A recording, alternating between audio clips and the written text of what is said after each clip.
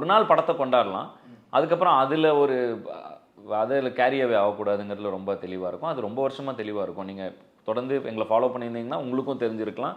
Fan கிளப்ஸில் வந்து அதை ப்ராப்பராக ஒரு இந்த ப்ரோக்ராம் மாதிரி நடத்தி அதுலேருந்து இன்டர்ன்ஸ் எடுத்து அப்படி சம்மர் இன்டர்ன்ஷிப்ஸ் கொடுத்து அந்த மாதிரி ஒன்று பண்ணிக்கிட்டு இருக்கோம். இப்போ இன்றைக்கி நிறைய டேலண்ட்ஸ் அதில் கண்டுபிடிச்சிருக்கோம். அண்ட் இன்றைக்கி எங்கள் இதில் ஆஃபீஸில் ஒர்க் பண்ணிருக்கிற பாதி பேர் வந்து ஃபேன் கிளப்லேருந்து ஹையர் ஆகி வந்து நிறைய பேர் இருக்காங்க. ஏன்னா அவங்க ஆல்ரெடி ஹிப்ஹாப் தமிழாவோட விஷன் என்னங்கிற மாதிரி ஓரியன்ட் ஆகி வராங்க. ஸோ எங்களோட ஆசை என்னென்னா ஃபேன்ஸ் எங்களுக்கு அன்பை தராங்க, திருப்பி நாங்கள் அவங்களுக்கு அன்பை தரோம்.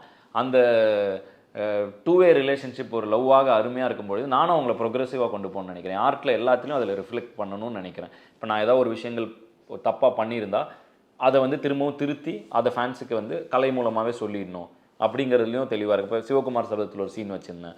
ஸோ அந்த மாதிரி அதில் வந்து நான் ரொம்ப கான்ஷியஸாக இருக்கேன். என் மேலே அன்பு வச்சுருக்கவங்க நல்லா இருக்கணுங்கிறது தான் என்னோட ஒரே பிரின்சிபல்.